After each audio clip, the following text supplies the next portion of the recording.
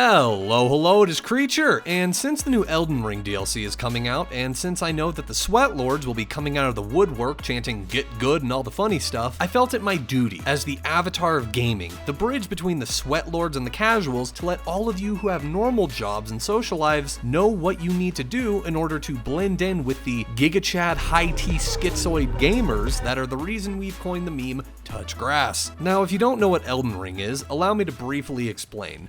Elden Ring and the other Souls-like games are the CBT of the gaming genre. You will die, and die some more before you even know what the fuck is going on. The game will give you the basic controls and then tell you to fight God. I should preface this, as this is in no way a comprehensive guide to playing the game. In short, I'm a semi-competent Elden Ring gamer, and this is just some stuff I wish I was told when I first started playing the game. Anyway, without further ado, welcome to Elden Ring.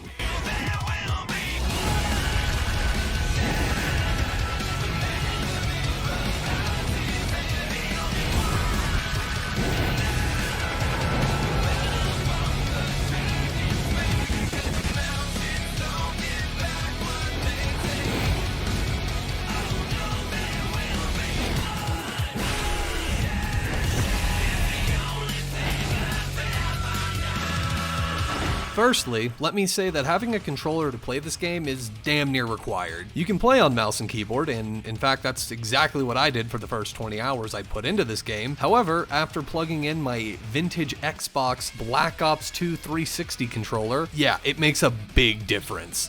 Don't be a stubborn PC Master Race girl here. Not knocking the PC Master Race, as I am one of them too, but get a controller. It will make life a lot easier. And if you are playing on console, dirty console gaming peasants! Now, after that, you make your character. I personally attempt to make mine look like the various sleep paralysis demons that play poker in the corner of my room. I'm not mad, I'm just a little bit disappointed that I can't join in. I'd recommend picking the class Wretched. Now, you may be thinking, Creature, why would I pick a class with no stats? And to that, I answer, that's why it's good. It has no levels. The Wretch class starts you off with 10 in each stat across the board and starts off at level 1, as opposed to the other classes that start around level 6 to 10, and since leveling in this game is somewhat exponential, you'll be able to gear your character how you want to play. I'd also recommend taking the health boost keepsake. You're gonna need it. From here, you'll fight the spider dude, die, and respawn at the Babby tutorial area. This is fine, and you can get some easy runes from the enemies and allow you to progress to your first level or two. And then you'll fight your very first boss, Rick, Soldier of God.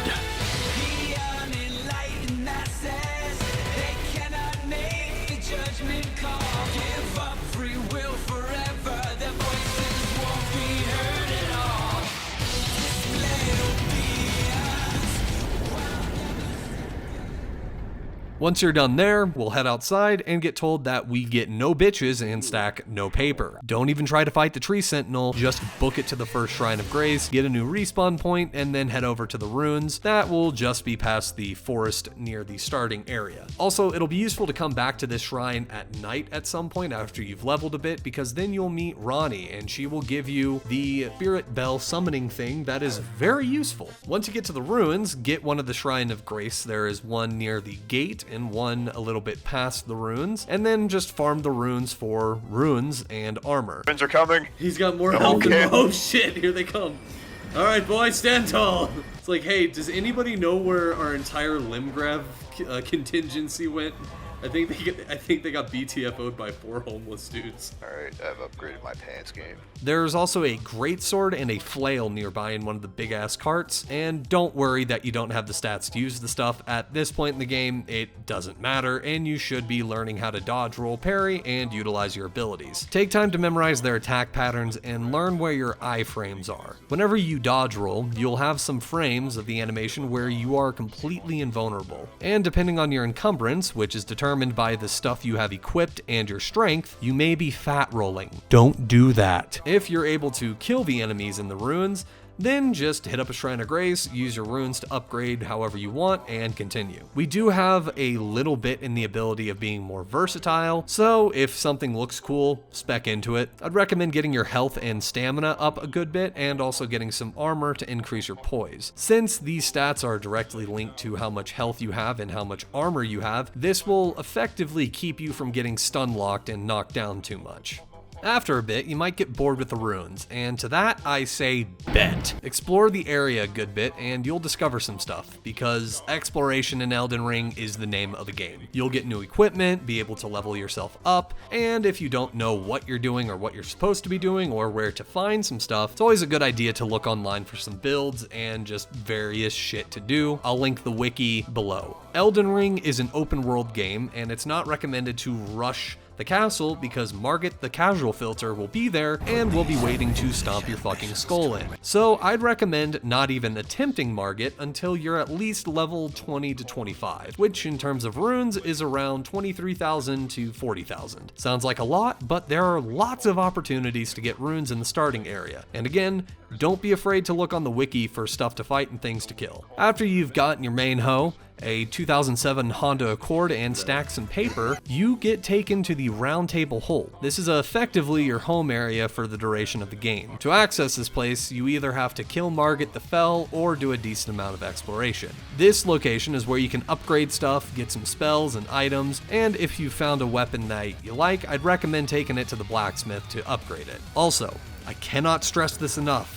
Explore. Even in the starting area, there's a lot of good items that you can use pretty much for the whole game. There are some small dungeons and mines that have a good amount of resources in them. These can be anything from farmable enemies, bosses, upgrades, and crafting materials, and most notably Ashes of War, which are effectively your weapon's special attack. They are very strong and can be the difference between fighting for your life or dunking on enemies. So, you're feeling like a big man now, right? You feel like you're ready to fight Margit?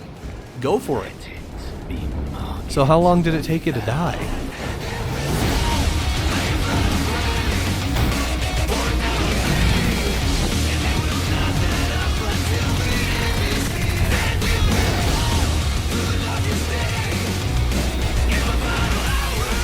Well, thou art of passing skill. Warrior blood must truly run in thy veins. Tarnished.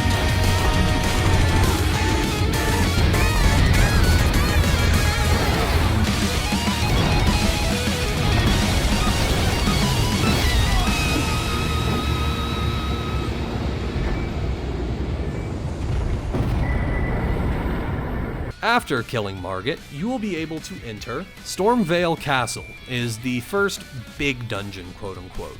Little bit of advice, don't go through the front door. You are not the main character. You are a random dipshit that's about to catch a ballista to the mouth. I'd recommend you go through the side door and make your way up the castle. There is a mini boss in one of the rooms, but he shouldn't be too much trouble. There's a lot of enemies, most of which are going to be stronger than what you're used to, so be on your guard and play smart. There's also a ton of loot and items to find in the castle, so be sure to explore a bit so that you can get some good loot. Also, a lot of the enemies in this area drop a good amount of runes, so it's probably a good idea to farm them up a good bit and get some levels on you before you actually go to fight the next boss. Or don't. If you feel confident, fucking go for it. Go straight for Godrick. Godrick the Grafton is the first major boss in Elden Ring. But wasn't Margit the first boss, you might ask? He was the casual filter.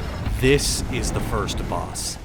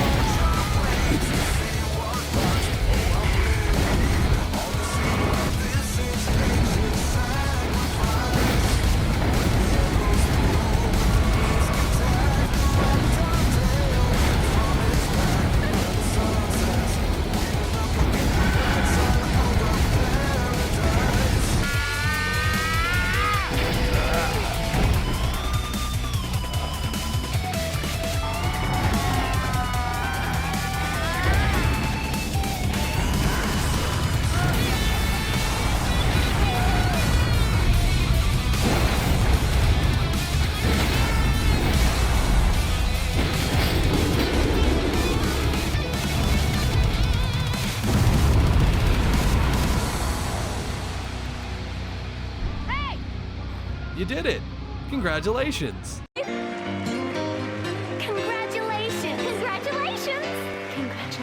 Congratulations! You got through the tutorial area. Good job. Here's a golden star. If you've been able to make it this far, then I'd say you're ready for the rest of the game. Or you're extremely lucky. And if that's the case, shit, you do you, man. Elden Ring is a very good game that I really enjoy. So I felt that I should make this video with some basic tips and tricks and whatnot in order to get y'all going.